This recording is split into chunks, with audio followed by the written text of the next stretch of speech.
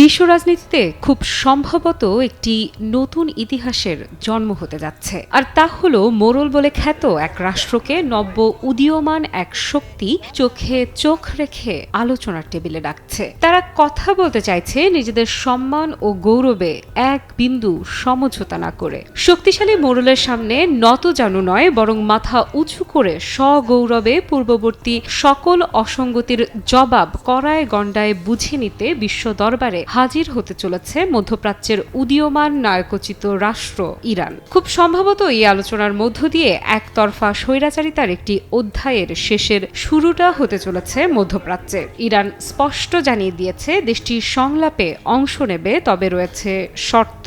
আসন্ন যুক্তরাষ্ট্রের সঙ্গে আলোচনার প্রেক্ষাপটে ইরানের সরকার মুখপাত্র ফাতেমেহ মোহাজেরানি তেহরানের প্রধান দাবিগুলো তুলে ধরেছেন। ফাতেমেহ মোহাজেরানি বলেন, ইরান সবসময় সংলাপে বিশ্বাস করে। যদি অপরপক্ষ সম্মানের ভাষায় কথা বলে তাহলে তেহরান সংলাপে অংশ নিতে প্রস্তুত। পররাষ্ট্রমন্ত্রীর ঘোষণার ভিত্তিতে এই আসন্ন আলোচনা ওমানে পরোক্ষভাবে অনুষ্ঠিত হবে। মোহাজেরানি আরও বলেন, এই আলোচনায় আমাদের জন্য সবচেয়ে গুরুত্বপূর্ণ হলো জাতীয় স্বার্থ রক্ষা এবং ইরানি জনগণের মূল দাবিগুলোকে গুরুত্ব দেয়া।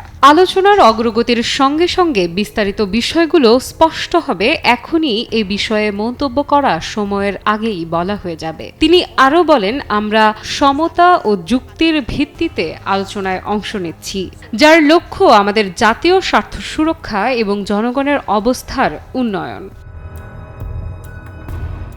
এর আগে ইরানের পররাষ্ট্রমন্ত্রী আব্বাস আরাকচি ঘোষণা দেন, তেহরান ও ওয়াশিংটন 12 এপ্রিল ওমানে উচ্চ পর্যায়ের পরোক্ষ আলোচনা করবে। তিনি একে যুক্তরাষ্ট্রের জন্য একটি সুযোগ এবং একটি পরীক্ষা বলে আখ্যা দেন। আরাকচি বলেন, এবার সিদ্ধান্ত যুক্তরাষ্ট্রের। সরাসরি যুক্তরাষ্ট্রের সঙ্গে কোনো আলোচনা করবে না ইরান, তবে ওমানের মধ্যস্থতায় পরোক্ষভাবে কথা বলার প্রস্তাব এখনও খোলা রয়েছে। আলোচনার নেতৃত্ব দেবে কেবল পররাষ্ট্র মন্ত্রণালয়। ইরানের বর্তমান বক্তব্য যুক্তরাষ্ট্রের তৈরি করেছে এক ধরনের কূটনৈতিক চাপ। ইরান বলছে তারা আলোচনায় আগ্রহী, কিন্তু সেটা তাদের শর্ত মতে। এই অবস্থান তাদের কূটনৈতিক কৌশলের অংশ।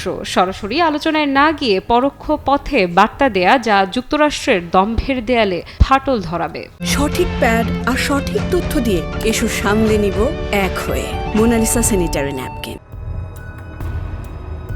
ইরান যুক্তরাষ্ট্র সম্পর্কের উত্তাপ অল্প দিনের নয়। এই মুহূর্তে দুই দেশের মধ্যে আলোচনা শুরু হতে যাচ্ছে ওমানে, যা আন্তর্জাতিক পরিমণ্ডলে একটি গুরুত্বপূর্ণ কূটনৈতিক পদক্ষেপ। ফাতেমেহ মোহাজেরানির বক্তব্য থেকে স্পষ্ট বোঝা যাচ্ছে ইরান এই আলোচনাকে গুরুত্ব দিচ্ছে, তবে শর্ত সাপেক্ষে, অর্থাৎ সম্মানজনক ভাষায় এবং সমতার ভিত্তিতে। এই আলোচনা সরাসরি নয়, বরং পরোক্ষ হবে। এর মানে দুই পক্ষ একই টেবিলে না বসে মধ্যস্থতাকারীর মাধ্যমে বার্তা আদান প্রদান করবে। এতে বোঝা যায় দ্বিপাক্ষিক সম্পর্ক এখনো তলানিতে, কিন্তু সংলাপের দরজা পুরোপুরি বন্ধ হয়নি। ইরান স্পষ্টভাবে বলেছে তাদের মূল লক্ষ্য জাতীয় স্বার্থ রক্ষা এবং জনগণের চাহিদা পূরণ। তারা আলোচনার সামনে অবস্থান এবং যুক্তিনিষ্ঠ মনোভাব নিয়ে আসছে বলে জানিয়েছে, যা থেকে বোঝা যায় তারা নিজেদের দুর্বল ভাবছে না, বরং আত্মবিশ্বাসের সঙ্গে অংশ নিতে চাইছে। পররাষ্ট্রমন্ত্রী আরাকচির মন্তব্য একটি সুযোগ এবং একটি পরীক্ষা। যুক্তরাষ্ট্রের